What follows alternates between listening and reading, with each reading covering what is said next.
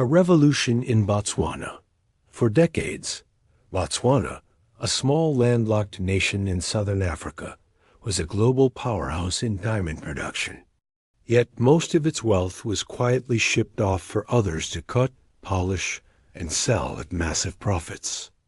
The country was paid for the raw stones, but the real money was always made elsewhere. That all changed in 2025. In a move that sent shockwaves across the globe, Botswana's President Dumaboko signed a new law. No more raw diamonds or unprocessed. Minerals would leave the country. Every ounce of the nation's wealth, diamonds, copper, and nickel must now be refined and processed on Botswana's soil. This wasn't just a policy change. It was a revolution. Why the drastic change? To understand this bold decision, you have to look at the numbers. For years, Botswana's economy has been built on a single pillar, diamonds. But by early 2025, that pillar was beginning to crumble. Global market for natural diamonds had taken a nosedive. The rise of lab-grown diamonds, which are cheaper and increasingly popular with younger consumers, caused prices for rough diamonds to drop by over 40%. The country's primary source of revenue was in freefall. The old model of dig, ship, repeat was no longer working. For every $100 earned globally from a Botswana diamond, the country kept less than $10. The rest went to foreign companies for processing, branding, and retail markups. This imbalance was a recipe for economic disaster. President Dumaboko and his team realized that to survive, they couldn't keep exporting their wealth in its cheapest form.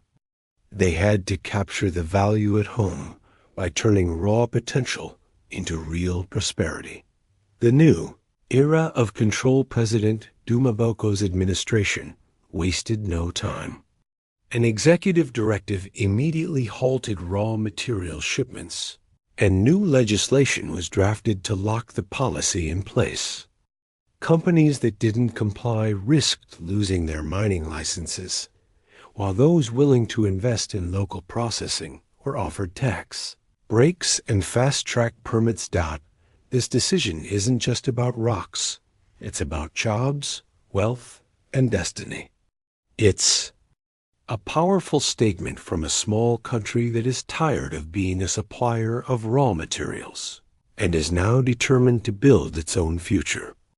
As other African nations watch closely, Botswana's move has the potential to shake up the entire global mining industry and inspire a new movement for economic freedom across the continent. A crisis forces a reckoning the decline of the natural diamond market was more than a numbers problem for Botswana. It was a crisis that hit real people. In global hubs like New York and Tokyo, the idea of diamonds as rare status symbols was fading. The rise of cheaper, lab-grown diamonds sent prices for natural stones plummeting by over 40%, gutting Botswana's export earnings. With its economy so heavily tied to diamonds, Botswana's government had no backup plan. Funding for hospitals, schools, and rural projects dried up. The country was like a house built on a single, cracking pillar. The old model was simple. Dig up the diamonds and ship them out for foreign companies to cut, polish, and sell at massive profits. It was like selling raw cocoa beans and buying back chocolate bars at a premium. An economic review revealed a shocking truth. For every $100 earned globally from a Botswana diamond, the country kept less than $10.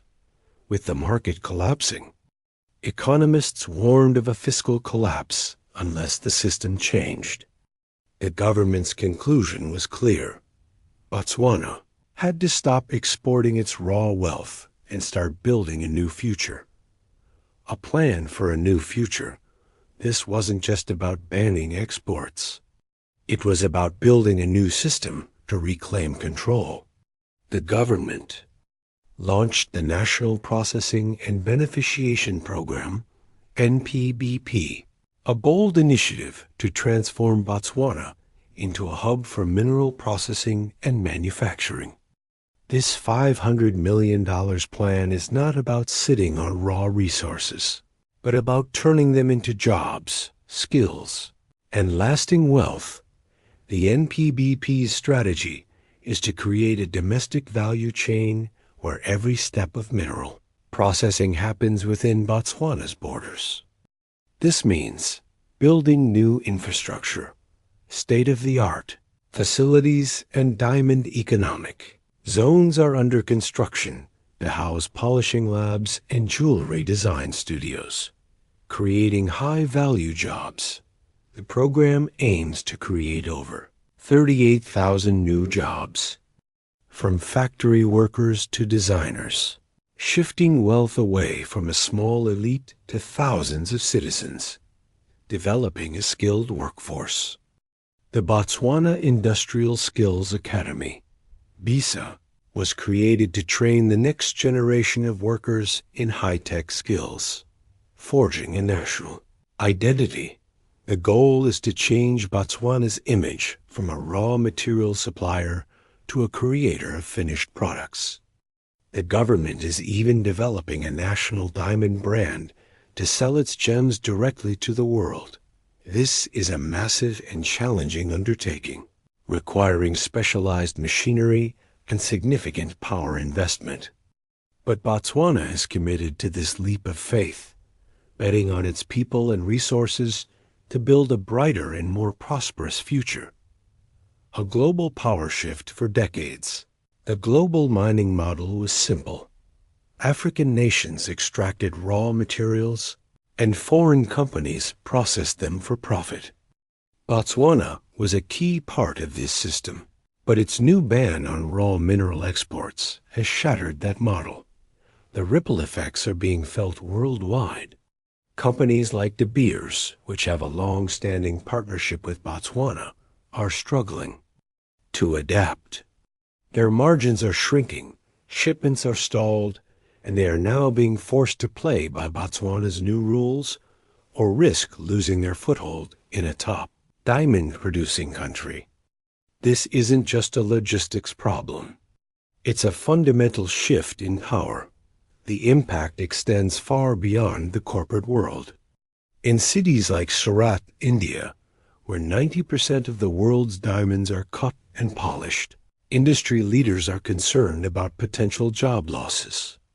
Antwerp's diamond exchanges, a historic hub for the global luxury trade, are facing a future with fewer stones and higher prices, a spark for a continent. While global corporations scramble to adjust, African leaders are watching closely.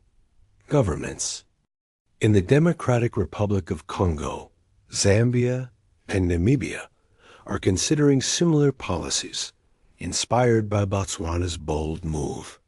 The African Union is even exploring a continent-wide summit to redefine Africa's role in global mineral markets.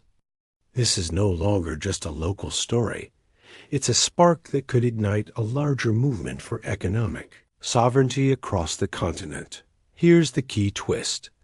Botswana isn't shutting out the world. Instead, it's inviting companies to invest in local processing.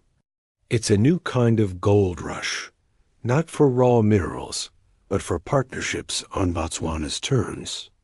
The international backlash has been surprisingly muted, largely because the world still needs Botswana's resources and is being forced to adapt to its new rules. The gamble and the dream Botswana's move is a high-stakes gamble with both risks and massive potential rewards. The country faces short-term pain, including a hit to export revenues and potential bottlenecks as new industries are built from scratch.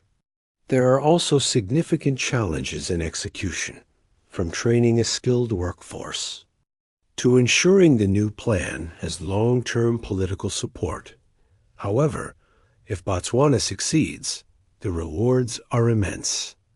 By controlling the entire value chain, the country could stabilize its economy, create tens of thousands of jobs, and build industries that are more resilient to global market swings. It's about more than just money. It's about changing the narrative. Botswana's plan could transform its image from a source of raw materials to a creator of high-quality, finished goods, proving that a small nation can be powerful and self-reliant.